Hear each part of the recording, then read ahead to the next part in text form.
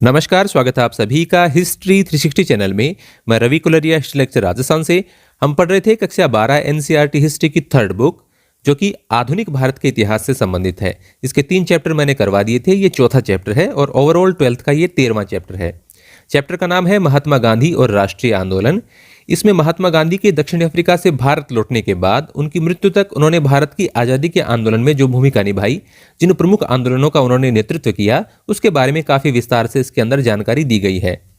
हम असहयोग आंदोलन के बारे में, सविनय अवज्ञा आंदोलन के बारे में, भारत छोड़ो आंदोलन के बारे में, गांधी जी के व्यक्तित्व के बारे में और उनके जो छोटे छोटे और आंदोलन थे, जैसे शुरुआत में चंपारण से जो किसानों का मूवमेंट हो, या फिर अहमदाबाद में मील मालिकों और मजदूरों का जो मूवमेंट है, उनका जो मील मालिकों के साथ संघर्ष है मजदूरों का, उनका नेतृत्व करने की बात हो, या चाहे खेड़ा वाला आंदोलन हो, इन सब के बारे में भी इसमें चर्चा की गई है। तो इन सब बातों के बारे में हम विस्तार से यहाँ पर जानेंगे। इसमें बहुत सारी एक्स्ट्रा बातें भी मैं ऐड करने की इसलिए कोशिश करता हूँ क्योंकि 12th के विद्यार्थियों के भविष्य में भी ये काम आएंगे। इसके अलावा प्रतियोगी परीक्षाओं के विद्यार्थी भी इस तरह की वीडियोज़ को देखते हैं। तो हम इस चैप्टर की शुरुआत करते हैं। आप सभी जानते हैं महात्मा गांधी 1893 में दक्षिण अफ्रीका गए और 1915 में भारत लौटे। तो इसके बारे में मैंने थोड़ी सी जानकारी यहाँ पर लिखी है। 1893 में गांधी जी दक्षिण अफ्रीका गए थे और 1915 में भारत लौटे, लेकिन 1914 में वो भारत लौटने से पहले लंदन चले गए थे और फिर लंदन से वो भारत 9 जनवरी 1915 शनिवार का दिन था, सुबह के 9 बजे वो बंबई के तट पर पहुंचते हैं। जहाज का नाम है SS अरेबिया। ये 12th के विद्यार्थियों को जहाज वगैरह के नाम अभी याद रखने की आवश्यकता नहीं है। आप इतना याद रखें कि वो 1893 में दक्षिण अफ्रीका गए थे और 1915 में भारत लौटे हैं, क्योंकि ये आपकी किताब में दिया गया है। अब पाठ की शुरुआत करते हैं। राष्ट्रवाद के इतिहास में प्राय एक अकेले व्यक्ति को राष्ट्र निर्माण के साथ जोड़कर देखा जाता है।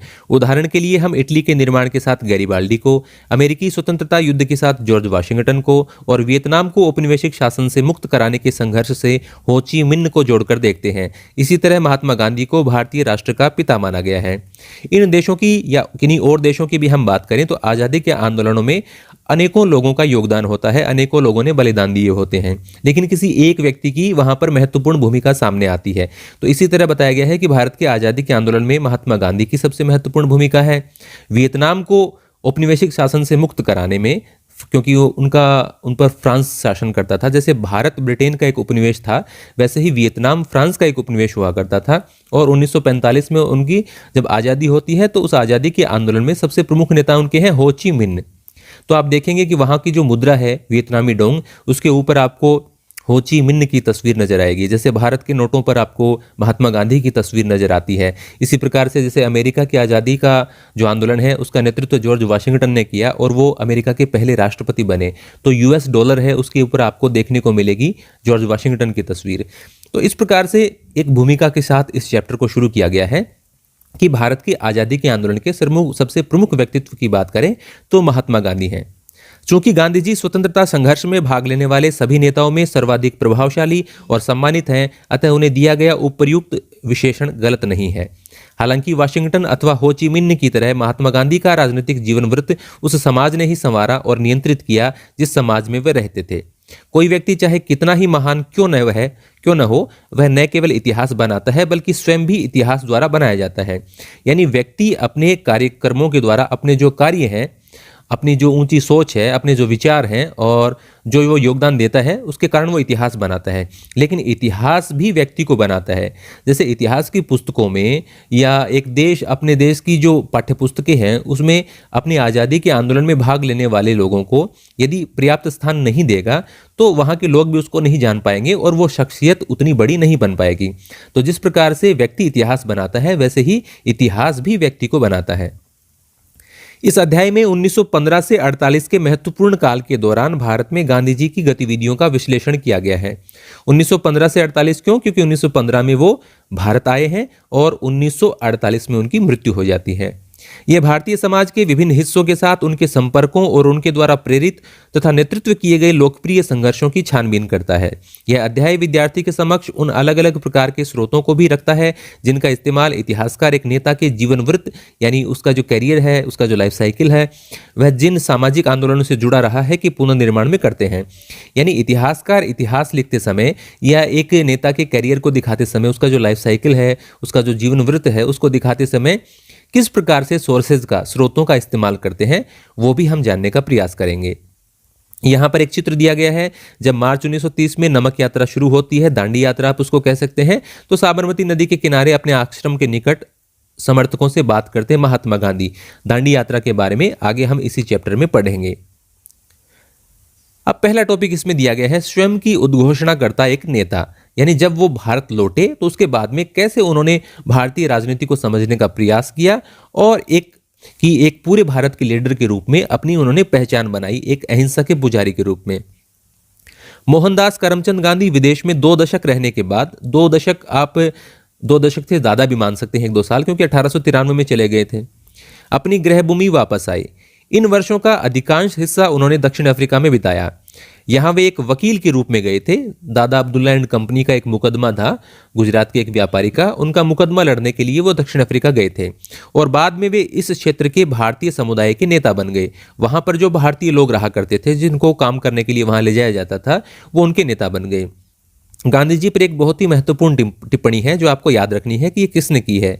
इतिहासकार चंद्रन देवनेसन ने टिप्पणी की है कि दक्षिणी अफ्रीका ने ही गांधी जी को महात्मा बनाया।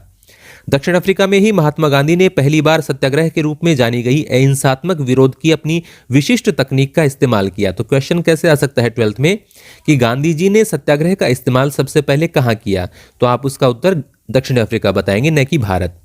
विभिन्न धर्मों के बीच सौहार्द बढ़ाने का प्रयास किया तथा उच्च जातीय भारतीयों को निम्न जातियों और महिलाओं के प्रति भेदभाव वाले व्यवहार के लिए चेतावनी दी कि जो कुछ जातियां अपने आप को उच्च समझती हैं और कुछ जातियों को दलित समझा जाता है या निचली जातियां समझा जाता है, तो उनके साथ उच्च जातियों को अपना व्यवहार सुधारना पड़ेगा, उनको समाज की मुख्य धारा में लाना पड़ेगा और उनको बराबर के हक देने पड़ेंगे। और इसी प्रकार से महिलाओं को जिस प्रकार से हाशिए पर धकेला गया था, तो उन्होंने कहा कि अब आप इस 20वीं शताब्दी के अंदर महिलाओं को पीछे नहीं रख सकते, महिलाओं को भी पुरुषों के बराबर अधिकार दिए जाने चाहिए। 1915 में जब महात्मा गांधी भारत आए तो उस समय का भारत 1893 में जब यहाँ से गए थे तब के समय से अपेक्षाकृत भिन्न था, क्योंकि अभी 22 साल का समय गुजर चुका है और कांग्रेस भी अपने आप में मजबूत हो चुकी है। पूरे देश में कांग्रेस की शाखाएं फैल गई हैं और कुछ ऐसा वर्ग भारत में उभर कर आया जिसे आप मध्यम वर्ग टाइप कह सकते हैं। मतलब कुछ लोग वकील पढ़ने लिखने के बाद में वकील बनने लगे हैं, डॉक्टर बनने लगे हैं। तो भारत के शहरों में एक अलग भारतीय समुदाय उभर कर सामने आए हैं। बहुत सी परिस्थितियां बदल गई हैं जब वो अफ्रीका गए थे और वहां से जब वापस आए हैं इस दौरान। यद्यपि यह अभी भी एक ब्रिटिश उपनिवेश था, यानी भारत अभी भी एक ब्रिटिशर्स का एक उपनिवेश है, लेकिन अब यह राजनीतिक दृष्टि से कहीं अधिक सक्रिय हो गया था। अधिकांश प्रमुख शहरों और कस्बों में अब भारतीय राष्ट्रीय कांग्रेस की शाखाएं थी। भारतीय राष्ट्रीय कांग्रेस की स्थापना आप सभी जानते हैं 1885 में हुई थी। 1905 से 7 के दौरान भारत में स्वदेशी आंदोलन होता है। इसके माध्यम से इसने व्यापक रूप से मध्य वर्गों के बीच अपनी अपील का विस्तार कर लिया था। किसने? भारतीय राष्ट्रीय कांग्रेस ने। इस आंदोलन ने कुछ प्रमुख नेताओं को जन्म दिया, जिनमें महाराष्ट्र के बाल गंगाधर तिलक, बंगाल के विपिन चंद्र पाल और पंजाब के लाला लाजपत राय हैं। ये तीनों लाल, बाल और पाल के रूप में जाने जाते हैं। एक विद्यार्थी हमेशा ध्यान रखें कि जब भी आप ब्रिटिश काल में भारत को पढ़ते हैं और बंगाल नाम सुनते हैं तो आप ये याद रखें कि आज का भारत का जो पश्चिम बंगाल है उससे उसकी तुलना न करें। उस समय के बंगाल में पश्चिम बंगाल भी शामिल है, बांग्लादेश जो है अब एक अलग देश बन चुका है वो भी उसके अंदर शामिल है। इसके अलावा बिहार और उड़ीसा के हिस्से भी उसके अंदर शामिल हैं और बिहार से बाद में झारखंड वगैरह बना है, कुछ हिस्से छत्तीसगढ़ के वो भी शामिल हैं। तो उस समय का जो बंगाल प्रांत है वो काफ़ी बड़ा एरिया है, उसे सिर्फ आप आज के पश्चिम बंगाल से ही न देखें। जैसे कि आप विपिन चंद्र पाल का भी देखेंगे तो उनका जन्म उस स्थान पर हुआ था जो स्थान आजकल बांग्लादेश में है। इन तीनों को लाल, बाल और पाल के रूप में जाना जाता था। इन तीनों का यह जोड़ उनके संघर्ष के अखिल भारतीय चरित्र की सूचना देता था, क्योंकि तीनों के मूल निवास क्षेत्र एक दूसरे से बहुत दूर थे। यानी तीनों कांग्रेस के बड़े नेता हैं और आप इनके स्थान देखेंगे तो एक महाराष्ट्र के हैं, एक बंगाल के हैं और एक पंजाब के हैं, 3 अलग अलग दिशाओं में, और उनके बीच की दूरी भी काफी है। तो एक अखिल भारतीय चरित्र आपको दिखाई देगा। इन नेताओं ने जहां औपनिवेशिक शासन के प्रति लड़ाकू विरोध का समर्थन किया, वहीं उदारवादियों का एक समूह था। ये तो थे जो गरम दल के लोग आप मान सकते हैं, और कांग्रेस के अंदर ही जो नरम दल से शुरुआत में जो आप उदारवादी नेता देखेंगे, फिरोज शाह मेहता, दिनसा वाचा, इस प्रकार के। लेकिन अभी हम 1915 के आसपास की बात कर रहे हैं। तो वहीं उदारवादियों का एक समूह था जो एक क्रमिक व लगातार प्रयास करते रहने के विचार का हिमायती था कि अंग्रेजों से याचना की जाए, उनको प्रार्थना पत्र दिए जाएं, रिमाइंडर दिए जाएं सुधार करने के लिए। जबकि उग्रवादी कहते थे, जो उग्र विचारों के लोग हैं वो कहते थे, देखिए उग्रवादी शब्द का मतलब आप आज के संदर्भ में न लें, अंग्रेज उनको उग्रवादी जरूर कहते हैं लेकिन वो उग्र विचारों के थे। आप आज के उग्रवादी शब्द से उसकी तुलना करेंगे तो आप सोचेंगे कि मैं इन नेताओं को उग्रवादी कह रहा हूं, नहीं, ऐसा नहीं है, मतलब उनके विचार उग्र हैं। तो ये उदारवादी क्या कहते थे कि हमें प्रार्थना पत्र के माध्यम से या याचना के माध्यम से अंग्रेजों से कहते रहना है और वो हमें धीरे धीरे सुधार करते हुए हमें आज़ादी दे देंगे, या डोमिनियन स्टेटस की बात सब ज़्यादा होती थी, वो दे देंगे। लेकिन जो गर्म दल के लोग हैं, जो गर्म विचारों के हैं, वो कहते हैं कि हमें आज़ादी छीननी पड़ेगी, अंग्रेज ऐसे बातों से नहीं मानेंगे। तो इन उदारवादियों में गांधी जी के मान्य राजनीतिक परामर्शदाता गोपाल कृष्ण गोखले के साथी मोहम्मद अली जिन्ना थे, जो गांधी जी की तरह ही गुजराती मूल के लंदन में प्रशिक्षित वकील थे। मोहम्मद अली जिन्ना, जिनका आप बाद में मुस्लिम लीग से संबंध देखेंगे, और गुजराती मूल के थे ये भी, और लंदन से इन्होंने भी वकील बनने के लिए पढ़ाई की थी। यहाँ एक बहुत इंपॉर्टेंट क्वेश्चन ये है कि गांधी जी के राजनीतिक गुरु कौन थे, या गांधी जी के राजनीतिक परामर्शदाता मुख्यतः कौन थे, तो उसका नाम होगा गोपाल कृष्ण गोखले। और इन्होंने इनको एक सलाह दी थी जिसके बारे में नीचे लिखा गया है। गोखले ने गांधी जी को 1 वर्ष तक ब्रिटिश भारत की यात्रा करने की सलाह दी, जिससे कि वे इस भूमि को और इसके लोगों को जान सकें, क्योंकि उन्होंने कहा कि आप 20-22 साल से भारत में नहीं हैं, तो भारत की परिस्थितियों को समझने के लिए आप 1 साल भारत की यात्रा करें और इस देश को समझने का प्रयास करें। तो गांधी जी को ये सलाह किसने दी? गोपाल कृष्ण गोखले ने। क्यों दी वो भी आपको याद रखना है, कि इस भूमि और इसके लोगों को जान सकें। उनकी पहली महत्वपूर्ण सार्वजनिक उपस्थिति गांधी जी की भारत आने के बाद में महत्वपूर्ण, वैसे तो कुछ कार्यक्रम उनके लिए आयोजित किए थे, कुछ छोटी मोटी उन्होंने सभाओं में भाषण भी दिए हैं, लेकिन पहली जो इंपॉर्टेंट सार्वजनिक उपस्थिति है वो हुई फरवरी 1916 में बनारस हिंदू विश्वविद्यालय के उद्घाटन समारोह में। बनारस हिंदू विश्वविद्यालय BHU का उद्घाटन समारोह फरवरी 1916 में, और तारीख भी आप देखें तो 4 से 8 फरवरी 1916 का आयोजित किया गया। इसकी अध्यक्षता उस समय के जो वायसराय हैं लॉर्ड हार्डिंग, उनके द्वारा की गई। वो 4 फरवरी को वहां आए। गांधी जी ने इसमें 6 फरवरी को भाषण दिया है, और गांधी जी के भाषण के बारे में भी इसमें दिया गया है। जब गांधी जी ने भाषण दिया तो उन्होंने वहां जो राजा महाराजा बैठे थे, जो भारतीय स्टेट्स के थे, उन्होंने उनको काफ़ी ऐसी बातें कही कि यहाँ आप मतलब इतने गहनों से लग तक बैठे हैं, जब तक आप भारत के किसानों की, मजदूरों की, उनकी बात नहीं करेंगे। तो इस प्रकार की कुछ उन्होंने बातें कही। एनी बेसेंट पीछे बैठी थी, तो कई राजा महाराजा उठकर जाने लगे गांधी जी की बातों को सुनकर। तो एनी बेसेंट ने कहा कि प्लीज़ आप इस भाषण को बंद कीजिए, लेकिन गांधी जी ने बोलना जारी रखा। तो वो पहली उनकी सार्वजनिक उपस्थिति आप कह सकते हैं अफ्रीका से भारत लौटने के बाद। अफ्रीका की जगह मैं दक्षिण अफ्रीका कहूं तो ठीक रहेगा। अफ्रीका तो एक पूरे कॉन्टिनेंट, पूरे जो महाद्वीप है उसी का नाम हो जाता है। इस समारोह में आमंत्रित व्यक्तियों में वे राजा और मानव प्रेमी थे जिनके द्वारा दिए गए दान ने बनारस हिंदू विश्वविद्यालय की स्थापना में योगदान दिया, यानी जिन लोगों ने इस विश्वविद्यालय की स्थापना के लिए दान दिया था। समारोह में एनी बेसेंट जैसे कांग्रेस के कुछ महत्वपूर्ण नेता भी उपस्थित थे। इन प्रतिष्ठित व्यक्तियों की तुलना में गांधी जी अपेक्षाकृत अज्ञात थे। उन्हें यह भारत के अंदर उनकी प्रतिष्ठा के कारण नहीं, बल्कि दक्षिण अफ्रीका में उनके द्वारा किए गए कार्य के आधार पर आमंत्रित किया गया था। यानी BHU में उनको उद्घाटन समारोह में, भारत में क्योंकि तो वो नए हैं, उनको क्यों आमंत्रित किया गया? क्योंकि उन्होंने दक्षिण अफ्रीका में काफी सारे ऐसे काम किए थे जिसके कारण वो लोकप्रिय हो गए थे। जब गांधी जी की बोलने की बारी आई तो उन्होंने मजदूर गरीबों की ओर ध्यान न देने के कारण भारतीय विशिष्ट वर्ग को आड़े हाथों लिया। उन्होंने कहा कि बनारस हिंदू विश्वविद्यालय की स्थापना निश्चय ही अत्यंत शानदार है, किंतु उन्होंने वहां धनी व सजे संवरे भद्र जनों की उपस्थिति और लाखों गरीब भारतीयों की अनुपस्थिति के बीच की विषमता पर अपनी चिंता प्रकट की। गांधी जी ने विशेष सुविधा प्राप्त आमंत्रितों से कहा कि भारत के लिए मुक्ति तब तक संभव नहीं है जब तक कि आप अपने को इन अलंकरणों से मुक्त न कर लें और इन्हें भारत के अपने हमवतनों की भलाई में न लगा दें। वे कहते गए कि हमारे लिए स्वशासन का तब तक कोई अभिप्राय नहीं है जब तक हम किसानों से उनके श्रम का लगभग संपूर्ण लाभ स्वयं तथा अन्य लोगों को ले लेने की अनुमति देते रहेंगे। उन्होंने कहा कि मेहनत किसान करता है और फायदा हम उठाते हैं, या जो अमीर लोग उठाते हैं या राजा महाराजा उठाते हैं, कि जब तक हम किसानों को उनके लाभ का, जो उनका परिश्रम है उसके बदले का लाभ दूसरे को छीनने का मौका देते रहेंगे, तब तक हम आज़ाद या स्वशासन का मतलब नहीं समझ पाएंगे। हमारी मुक्ति केवल किसानों के माध्यम से ही हो सकती है। न तो वकील, न डॉक्टर, न ही जमींदार इसे सुरक्षित रख सकते हैं। बनारस हिंदू विश्वविद्यालय की स्थापना एक उत्सव का अवसर था कि एक बड़े विश्वविद्यालय की स्थापना हो रही है और काफी खुशी का माहौल था वहां पर, और ऐसी बातें गांधी जी ने की तो वहां पर बैठे लोग नाराज हुए, क्योंकि यह भारतीय धन और भारतीय प्रयासों से संभव एक राष्ट्रवादी विश्वविद्यालय की स्थापना का द्योतक था। लेकिन गांधी जी ने स्वयं को बधाई देने के सुर में सुर मिलाने की अपेक्षा लोगों को उन किसानों और कामगारों की याद दिलाना चुना जो भारतीय जनसंख्या के अधिसंख्य हिस्से का निर्माण करने के बावजूद वहां श्रोताओं में अनुपस्थित थे। यानी सभी लोग जब भाषण दे रहे थे तो उन्होंने एक ऐसे बड़े विश्वविद्यालय की स्थापना के लिए जिन लोगों ने ध्यान दिया उनकी प्रशंसा करना, इस प्रकार की बातें कर रहे थे। लेकिन गांधी जी ने टॉपिक दूसरा चुना और उन्होंने कहा कि पूरे भारत में किसानों की, मजदूरों की संख्या सर्वाधिक है और उनकी यहाँ कोई उपस्थिति नहीं है। तो उन्होंने इस तरह की बातें की। यहाँ चित्र में आप कराची में महात्मा गांधी का 1916 का चित्र देख रहे हैं, किस प्रकार लोगों की भीड़ से वो घिरे हुए हैं।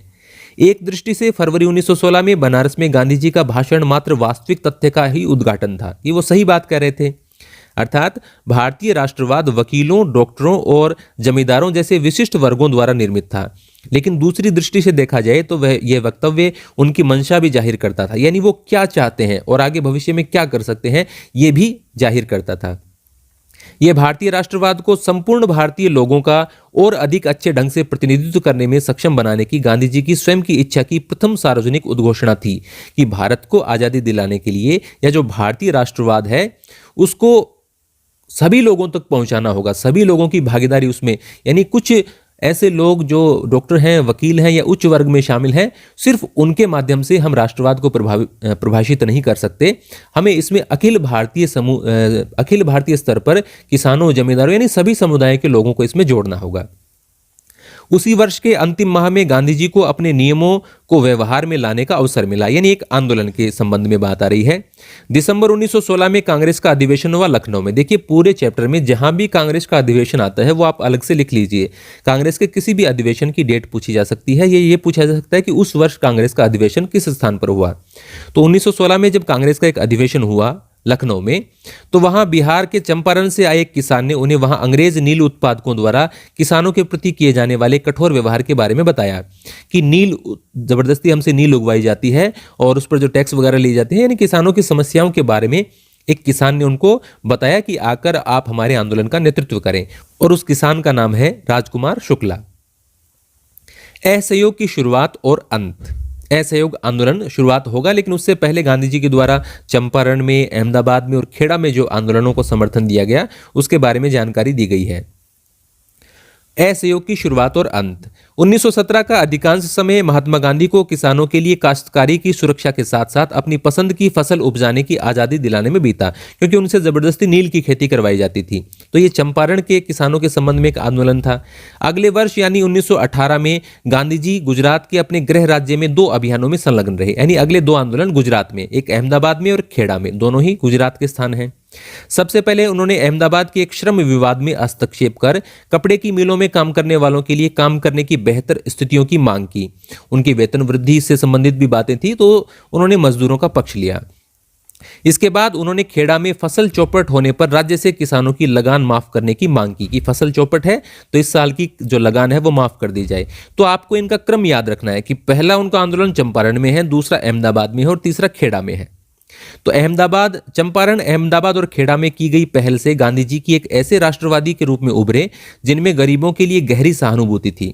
इसी तरह ये सभी स्थानिक संघर्ष थे, स्थानीय संघर्ष थे, यानी अखिल भारतीय संघर्ष, अखिल भारतीय कोई आंदोलन नहीं है। यानी एक चंपारण में है, एक सिर्फ अहमदाबाद तक सीमित है और एक सिर्फ खेड़ा तक सीमित है। इसके बाद 1919 में औपनिवेशिक शासकों ने गांधी जी की झोली में एक ऐसा मुद्दा डाल दिया जिससे वे कहीं अधिक विस्तृत आंदोलन खड़ा कर सकते थे, यानी एक ऐसा आंदोलन जो पूरे भारत से संबंध रखता हो।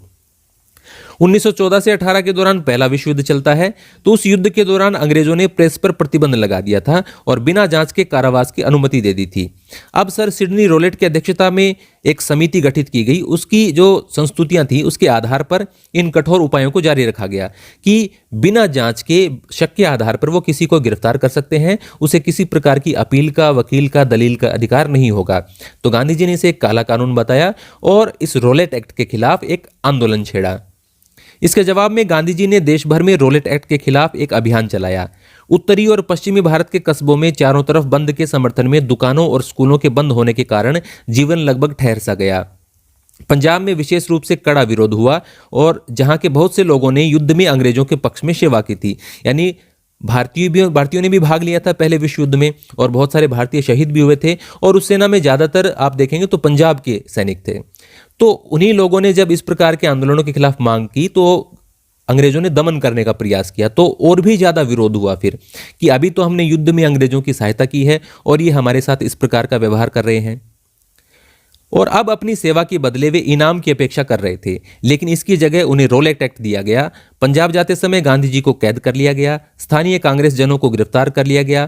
प्रांत की यह स्थिति धीरे धीरे और तनावपूर्ण हो गई तथा अप्रैल 1919 में अमृतसर में यह खून खराबे के चरमोत्कर्ष पर ही पहुंच गई जब एक अंग्रेज ब्रिगेडियर ने एक राष्ट्रवादी सभा पर गोली चलाने का हुक्म दिया। तब जलियांवाला बाग हत्याकांड के नाम से जाने गए। इस हत्याकांड में 400 से अधिक लोग मारे गए। वैसे कहा जाता है कि 1000 से अधिक लोग इसके अंदर मारे गए जब जनरल डायर ने एक निहत्थी जो जलियांवाला बाग के अंदर सभा थी उसके ऊपर गोलियां चलाने का आदेश दिया। ये घटना आप तारीख भी याद रखें तो 13 अप्रैल 1919 को हुई। रोलेट सत्याग्रह से ही गांधी जी एक सच्चे राष्ट्रीय नेता बन गए। इसकी सफलता से उत्साहित होकर गांधी जी ने अंग्रेजी शासन के खिलाफ असहयोग अभियान की मांग की कि हमें उनका किसी भी प्रकार के काम में सहयोग नहीं करना है, क्योंकि अधिकारी ज्यादातर अंग्रेज हुआ करते थे लेकिन कर्मचारी ज्यादातर भारतीय हुआ करते थे। तो उन्होंने कहा कि भारतीय कर्मचारियों को सहयोग नहीं करना है, विद्यार्थियों को स्कूलों में नहीं जाना है, वकीलों को अदालतों का बहिष्कार करना है, यानी सहयोग नहीं करना। तो इसी से आंदोलन का नाम हो गया असहयोग आंदोलन, नॉन कोऑपरेशन मूवमेंट। जो भारतीय उपनिवेशवाद का खात्मा करना चाहते थे उनसे आग्रह किया कि वे स्कूलों, कॉलेजों और न्यायालय में न जाएं और कर न चुकाएं। संक्षेप में सभी को अंग्रेजी सरकार के साथ सभी ऐच्छिक संबंधों के परित्याग का पालन करने को कहा गया। गांधी जी ने कहा कि यदि असहयोग का ठीक ढंग से पालन किया जाए तो भारत 1 वर्ष के भीतर स्वराज प्राप्त कर लेगा। अपने संघर्ष का और विस्तार करते हुए उन्होंने खिलाफत आंदोलन के साथ हाथ मिला लिए, जो हाल ही में तुर्की शासक कमाल अतातुर्क द्वारा समाप्त किए गए सर्व इस्लामवाद के प्रतीक खलीफा की पुनर्स्थापना की मांग कर रहा था।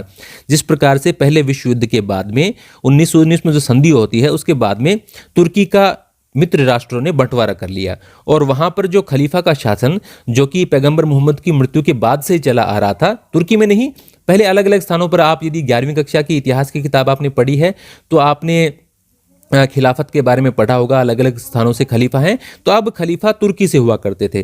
तो उन्होंने जो तुर्की के खलीफा है उनका पद कमाल अतातुर्क, जब उन्होंने तुर्की का शासन संभाला तो उन्होंने तुर्की का में जो खलीफा का पद है वो समाप्त कर दिया। तो इससे पूरी दुनिया के मुसलमानों में रोष था और जगह जगह पर पूरी दुनिया में मुसलमान इसके खिलाफ आंदोलन कर रहे थे। तो भारत में भी इससे किसके खिलाफ मुसलमान आंदोलन कर रहे थे? गांधी जी ने खिलाफत आंदोलन को असहयोग आंदोलन के साथ क्यों मिलाया, या इसको क्यों समर्थन दिया, इसके बारे में प्रश्न आ सकता है और उसके बारे में नीचे जानकारी दी गई है। खिलाफत आंदोलन क्या था?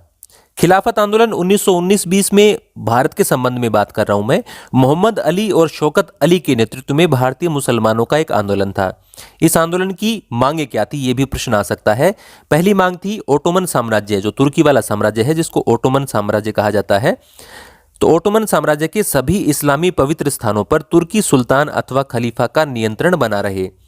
दूसरी शर्त थी जजीरात उल अरब, यानी अरब, सीरिया, इराक और फिलिस्तीन, ये इस्लामी संप्रभुता के अधीन रहें, यानी ये खलीफा के अंडर आने चाहिए ये एरिया, तथा खलीफा के पास इतने क्षेत्र हों कि वह इस्लामी विश्वास को सुरक्षित करने के योग्य बन सके, यानी उसके पास इतना एरिया तो होना चाहिए कि वो इस्लाम की सुरक्षा कर सकें। या उनके कहने का मतलब ये है कि ऐसा नहीं हो कि प्रतीकात्मक रूप में एक छोटे से एरिया का खलीफा नियुक्त कर दिया जाए, तो वो हमें मान्य नहीं होगा। तो ये 3 शर्तें हैं। कांग्रेस ने इस आंदोलन का समर्थन किया और गांधी जी ने इसे असहयोग आंदोलन के साथ मिलाने की कोशिश की। क्यों उन्होंने इसके साथ मिलाया, ये यहां पर दिया गया है। एक लोकप्रिय आंदोलन की तैयारी, असहयोग की बात हो रही है यहां पर। गांधी जी ने यह आशा की थी कि असहयोग को खिलाफत के साथ मिलाने से भारत के 2 प्रमुख धार्मिक समुदाय, हिंदू और मुसलमान, मिलकर औपनिवेशिक शासन का अंत कर देंगे। उन्होंने सोचा कि एक तो आंदोलन को मजबूती मिलेगी कि हिंदू और मुसलमान दोनों साथ मिलकर लड़ रहे हैं, और इसके अलावा उन्होंने ये भी सोचा कि जो सांप्रदायिक माहौल है, तनाव वाला माहौल है, हिंदू और मुसलमानों में जो दूरियां बढ़ रही हैं, उसको उन्होंने पाटने का प्रयास करने की सोची। हालांकि वो पूरी तरह सफल नहीं रहे, लेकिन ये उनकी सोच थी। इन आंदोलनों ने निश्चय ही एक लोकप्रिय कार्यवाही के बहाव को उन्मुक्त कर दिया था और ये चीजें औपनिवेशिक भारत में बिल्कुल ही अभूतपूर्व थी कि इस प्रकार से अंग्रेजों के शासन में एक इतना बड़ा आंदोलन उन्होंने कर दिखाया। विद्यार्थियों ने सरकार द्वारा चलाए जा रहे स्कूलों और कॉलेजों में जाना छोड़ दिया। यदि आपको असहयोग के कार्यक्रमों से संबंधित कोई क्वेश्चन आता है या असहयोग आंदोलन से संबंधित इस प्रकार का कोई प्रश्न आता है कि उसकी घटनाओं का जिक्र करना है, तो आप इनके पॉइंट्स बनाइए। जैसे ये पहला पॉइंट हो गया, वकीलों ने अदालत में जाने से मना कर दिया, ये दूसरा पॉइंट हो गया। तो ऐसे आप लिखेंगे तो आपका आंसर बेहतर लगेगा और आपको ज़्यादा मार्क्स मिलेंगे। कई कस्बों और नगरों में श्रमिक वर्ग हड़ताल पर चला गया, यानी जो मजदूर हैं उन्होंने हड़ताल कर दी। सरकारी आंकड़ों के मुताबिक 1921 में 396 हड़तालें हुई, जिनमें 6 लाख श्रमिक शामिल थे। इसमें 70 लाख कार्य दिवसों का नुकसान हुआ था, यानी एक मजदूर एक दिन का, यदि उसको एक कार्य दिवस माने तो 70 लाख कार्य दिवसों का नुकसान हुआ।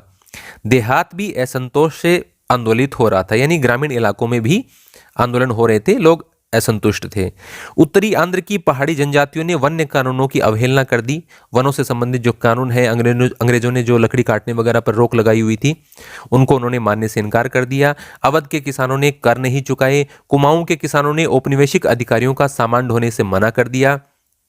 इन विरोध आंदोलनों को कभी कभी स्थानीय राष्ट्रवादी नेतृत्व की अवज्ञा करते हुए कार्यान्वित किया गया, यानी जो असहयोग आंदोलन के स्थानीय स्तर पर नेता थे, उनकी बात न मानते हुए लोगों ने अपने स्तर पर भी अलग तरीके से विरोध करने का प्रयास किया।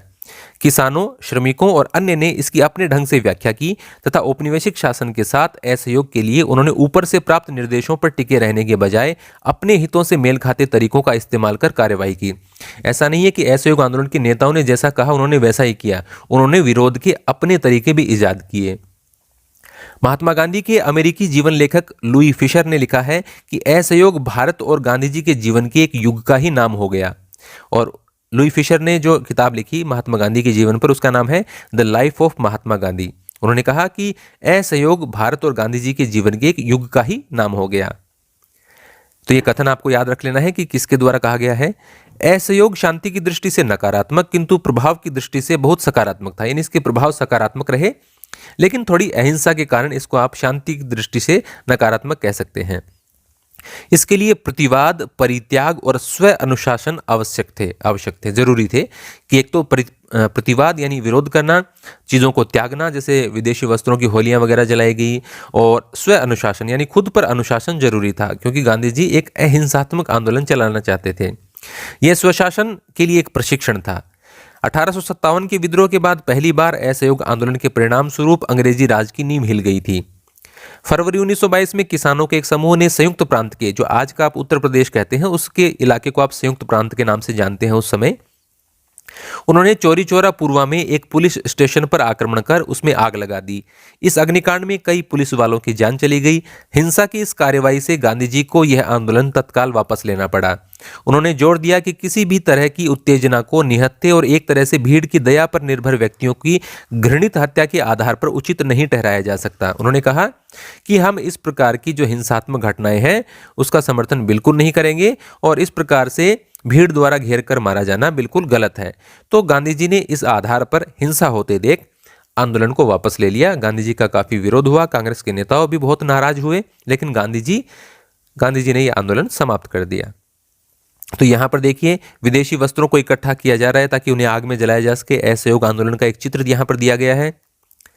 असहयोग आंदोलन के दौरान हजारों भारतीयों को जेल में डाल दिया गया। स्वयं गांधी जी को मार्च 1922 में राजद्रोह के आरोप में गिरफ्तार कर लिया गया। उन पर जांच की कार्रवाई और उस पर जो मुकदमे की सुनवाई है उसको सुनवाई करने वाले हैं जस्टिस सीएन ब्रूमफील्ड, यानी जो जज हैं जिन्होंने महात्मा गांधी के मुकदमे की सुनवाई की, उनका नाम आपको याद रखना है, जस्टिस सीएन ब्रूमफील्ड। उनकी यहाँ पर 2 टिप्पणियां दी गई हैं। गांधी जी को जब उन्होंने 6 साल की सजा सुनाई तो सजा सुनाते समय एक महत्वपूर्ण भाषण दिया सीएन ब्रूमफील्ड ने। जज ने टिप्पणी की कि इस तथ्य को नकारना असंभव होगा कि मैंने आज तक जिनकी जांच की है अथवा करूंगा, आप उनसे भिन्न श्रेणी के हैं, क्योंकि आप काफी लोकप्रिय व्यक्ति हैं। इस तथ्य को नकारना असंभव होगा कि आपके लाखों देशवासियों की दृष्टि में आप एक महान देशभक्त और नेता हैं। यहां तक कि राजनीति में जो लोग आपसे भिन्न मत रखते हैं वे भी आपको उच्च आदर्शों और पवित्र जीवन वाले व्यक्ति के रूप में देखते हैं, कि आपके जो विरोधी हैं वो भी आपको एक बढ़िया व्यक्ति मानते हैं। चूंकि गांधी जी ने कानून की अवहेलना की थी, अतः उस न्यायपीठ के लिए गांधी जी को 6 वर्षों की जेल की सजा सुनाया जाना आवश्यक था।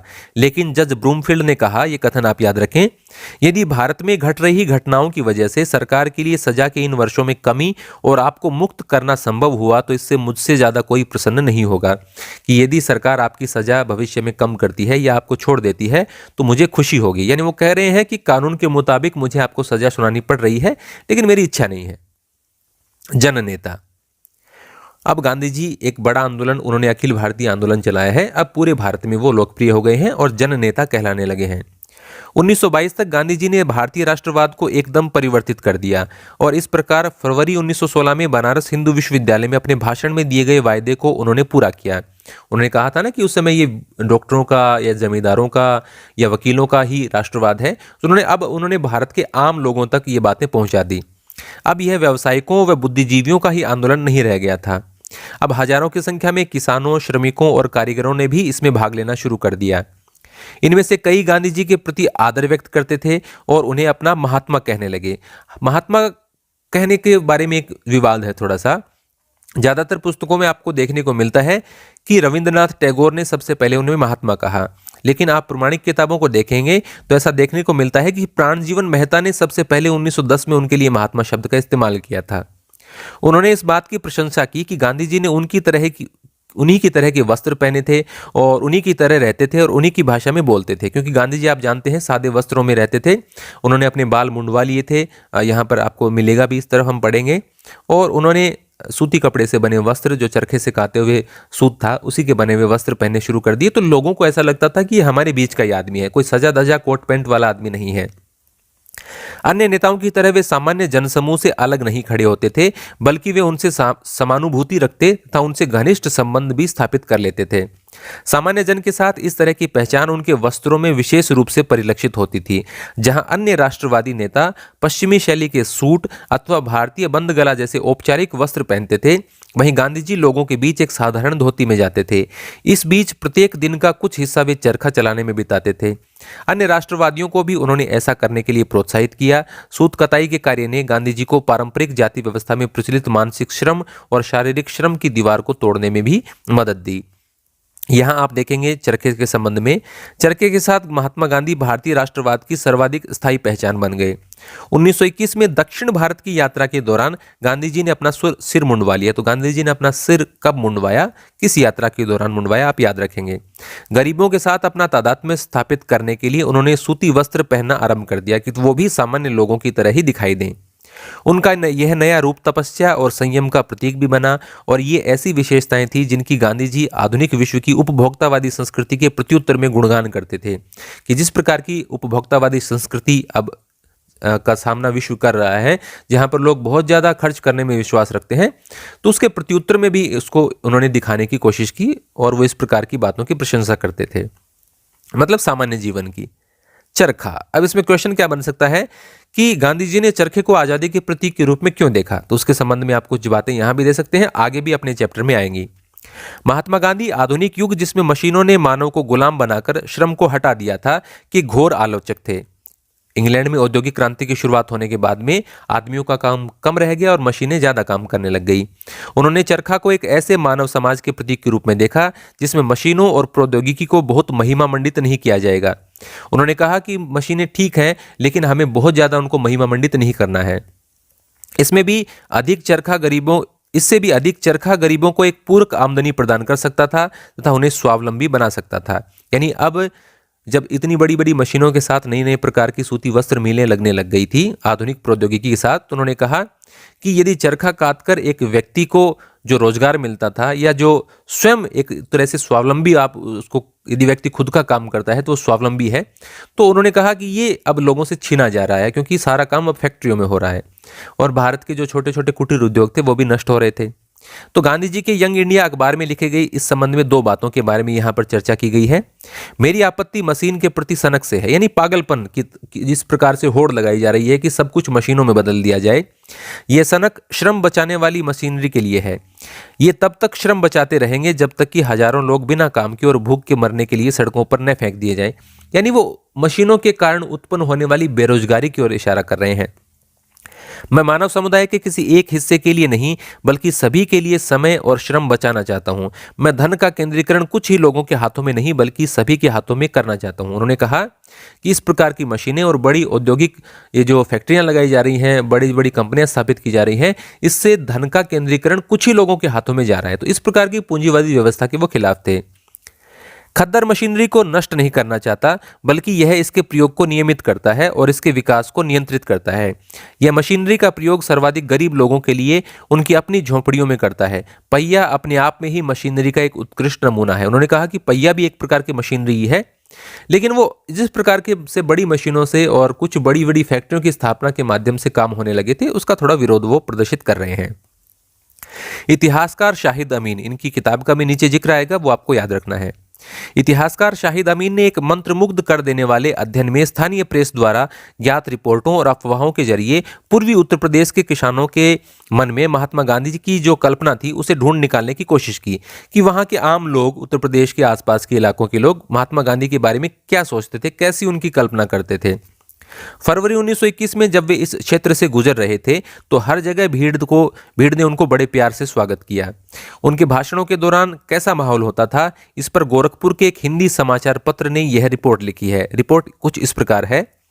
भटनी में गांधी जी ने स्थानीय जनता को संबोधित किया और इसके बाद ट्रेन गोरखपुर के लिए रवाना हो गई। यह अखबार की रिपोर्ट है।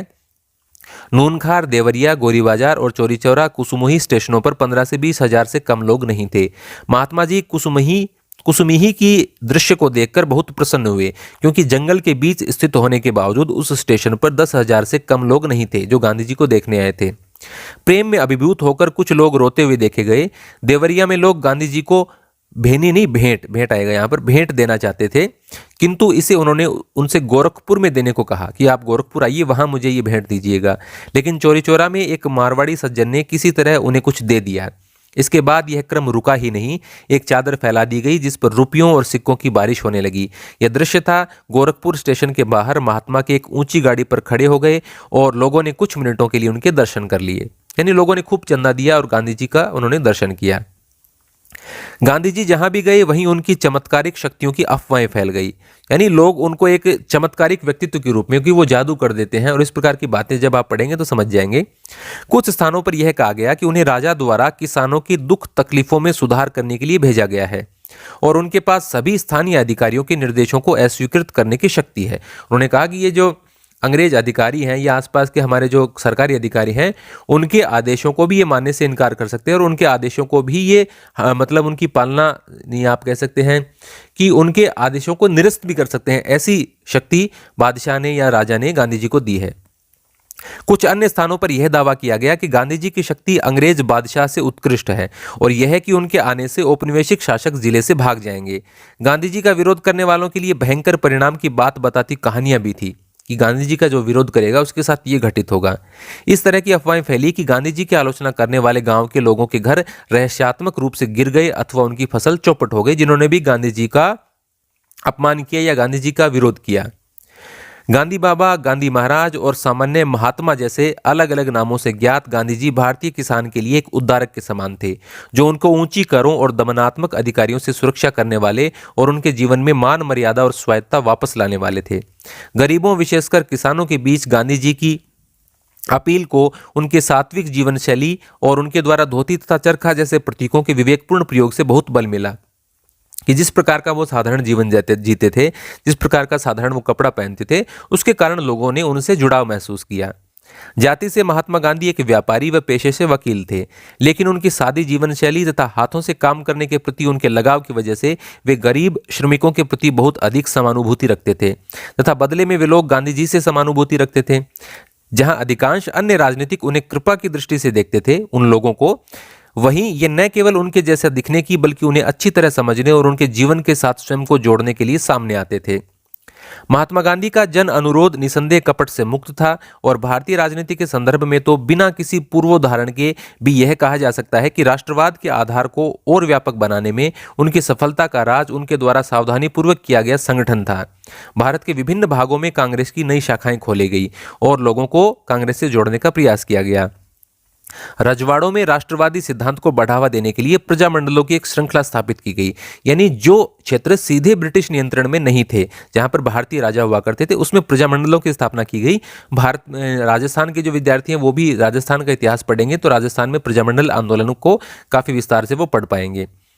गांधी जी ने राष्ट्रवादी संदेश का संचार शासकों की अंग्रेजी भाषा की जगह मातृभाषा में करने को प्रोत्साहित किया कि लोगों की आम भाषा में बातचीत करें। इस प्रकार कांग्रेस की प्रांतीय समितियां ब्रिटिश भारत की कृत्रिम सीमाओं की अपेक्षा भाषाई क्षेत्रों पर आधारित थी। इन अलग अलग तरीकों से राष्ट्रवाद देश के सुदूर हिस्सों तक फैल गया और अब इसमें वे सामाजिक वर्ग भी शामिल हो गए जो कभी अभी तक इससे अछूत थे। यानी अब सामान्य वर्गों तक ये आंदोलन पहुंचने लगा, गांधी जी की बातें, राष्ट्रवाद की बातें पहुंचने लग गई। अब तक कांग्रेस के समर्थकों में कुछ बहुत ही समृद्ध व्यापारी और उद्योगपति शामिल हो गए थे। भारतीय उद्यमियों ने यह बात जल्द ही समझ ली कि उनके अंग्रेज प्रतिद्वंदी आज जो लाभ पा रहे हैं, स्वतंत्र भारत में ये चीजें समाप्त हो जाएंगी।